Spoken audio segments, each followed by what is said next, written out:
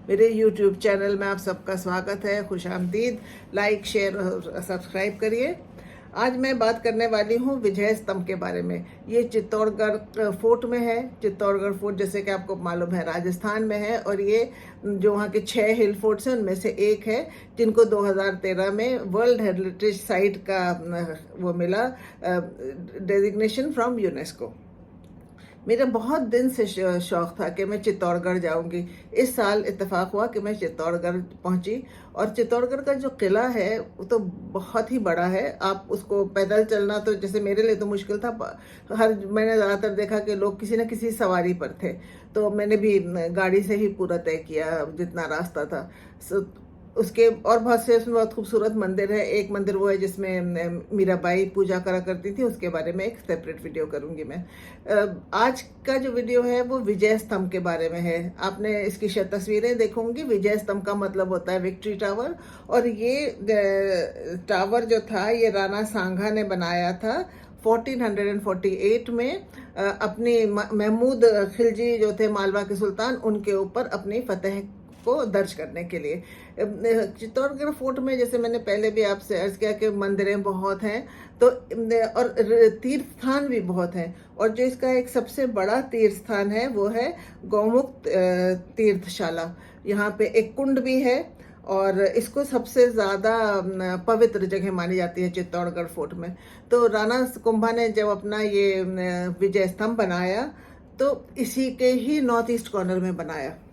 ये 37.19 मीटर्स की ऊंचाई है इसकी, और इसमें 9 स्टोरीज हैं या लेवल्स हैं। जो सबसे ऊपर की इसकी लेवल है उसमें पूरा शजरा दिया हुआ है, सारे जितने भी बादशाह थे चित्तौड़गढ़ के, और इसको बनाया था, मतलब जो ये शजरा लिखा गया है, क्रोनोलॉजिकल डिटेल्स जो दी गई हैं इन राजाओं की, वो इनके राणा कुंभा के जो कोर्ट स्कॉलर थे, जो उनका नाम अत्री था, उन्होंने लिखा, और इसमें उनकी मदद इसको ख़त्म किया उनके 3 बेटों ने। उनके बेटों ने जिसका नाम है महेश। अच्छा, जो इसके चीफ आर्किटेक्ट थे जिन्होंने बनाया, उनका नाम था सूत्रधार जैता, और उनकी मदद की उनके 3 बेटों ने, नपा, पूजा और पोमा, और इनके नाम जो हैं वो 5वीं स्टोरी पर दर्ज है। अंदर एक सीढ़ी है लेकिन अब बंद हो गई है, इसलिए हम तो सिर्फ बाहर से ही देख पाए। बहुत ही जैसे कि कुतुब मीनार है कि जब मैं छोटी थी तो मैं ऊपर तक जा चुकी हूँ, लेकिन उसके बाद करीब 80 तक तो पहली मंजिल तक जा सकते थे, लेकिन अब सब बंद है। तो इसमें भी लोगों से मैंने बात की जो इसमें जा चुके हैं ऊपर तक, और उन्होंने मुझे इसके बारे में काफ़ी कुछ बताया। अच्छा, इसका काफ़ी दफ़े जो है ना कंपैरिजन जो है वो कुतुब मीनार से किया जाता है, लेकिन दोनों में बहुत फ़र्क है। दोनों विजय स्तंभ जरूर है, विक्ट्री टावर्स दोनों हैं, लेकिन बस यहीं तक इनकी सिमिलैरिटी है। चित्तौड़गढ़ स्तंभ जो है वो एक सिलेंड्रिकल शाफ्ट नहीं है जिसमें सर्कुलर और एंगुलर फ्लैंजेस हैं, लेकिन एक है जैसे कि एक के ऊपर एक छोटे मंदिर के मंडप रख दिए गए हों। अच्छा, ये तो खैर बहुत ही खूबसूरत नक्काशी की गई है, और आप जब जाएं तो एक बहुत ही खूबसूरत एहसास होता है कि इतनी खूबसूरत आप चीज़ के सामने खड़े हैं। लेकिन मैं जब इसके देख के आई और फिर बाद में इसके बारे में पढ़ रही थी, तो मेरे प्रोफेसर हुआ करते थे अलीगढ़ में, प्रोफेसर मोहम्मद अतहर अली, तो मुझे उनकी एक आर्टिकल मिला। मैं इसको जो है वो वीडियो के उसमें जो डिस्क्रिप्शन होगा लिंक वो उसमें एम्बेड कर दूंगी, आप पढ़िएगा ज़रूर।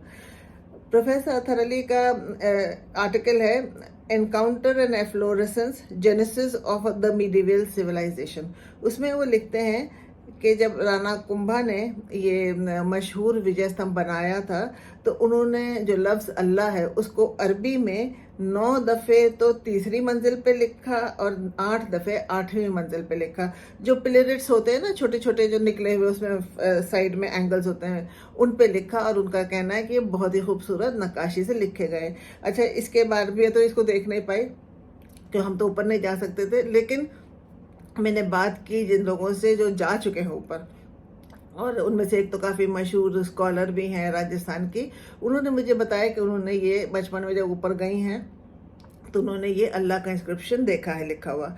अब ये जो है ये क्यों लिखा गया, क्योंकि ये तो आप देख रहे हैं कि हिंदू तीर्थ स्थान में एक हिंदू राजपूत बादशाह ने बनाया है, तो उसने ये क्यों लिखा? अब इसके देखिए 2-3 वजह है। एक सबसे बड़ी चीज़ जिसको मुझे जिस पे मेरा यकीन है वो ये है कि एक अंग्रेज़ ऑफिसर थे जिन्होंने इसके बारे में लिखा है 1883 में। वो ये कहते हैं कि this discovery opens up a problem of which the only solution which prevents itself to me is that the barrier dividing Hindus and Muslims 3 or 4 centuries ago was less impossible than it is in the present day. कि जो दूरियां आ गई हैं हिंदुओं मुसलमानों के बीच में, ये उतनी नहीं थी 4 सदी 3 या 4 सदी पहले, जिसका मुझे भी यकीन है और मैं इस पर काम करती रहती हूँ। अच्छा, इसका जो मेडेलियन है, जो अल्लाह जो ये इसके चक्र इस पे लिखा है, उसका ये भी हो सकता है कि भाई राणा सांगकुंभा ने एक मुसलमान सुल्तान के ऊपर विजय पाई थी, महमूद खिलजी पे। तो ये कि अल्लाह उनके साथ थे। दूसरे ये कि एक रिलीजियस प्लूरिज्म जिसमें बहुत सी गुंजाइश थी, आपस के रिश्तों में बहुत गुंजाइश थी, बट अकोमोडेशन था। और ये इससे भी पता चलता है क्योंकि जिसकी सबसे ऊपर की मंजिल है उसमें जैन धर्म की जो गॉडेस हैं पद्मावती, उनकी मूर्ति है। तो ये ज़माने थे जो चले गए और जिनके बारे में हमको समझना चाहिए और सोचना चाहिए।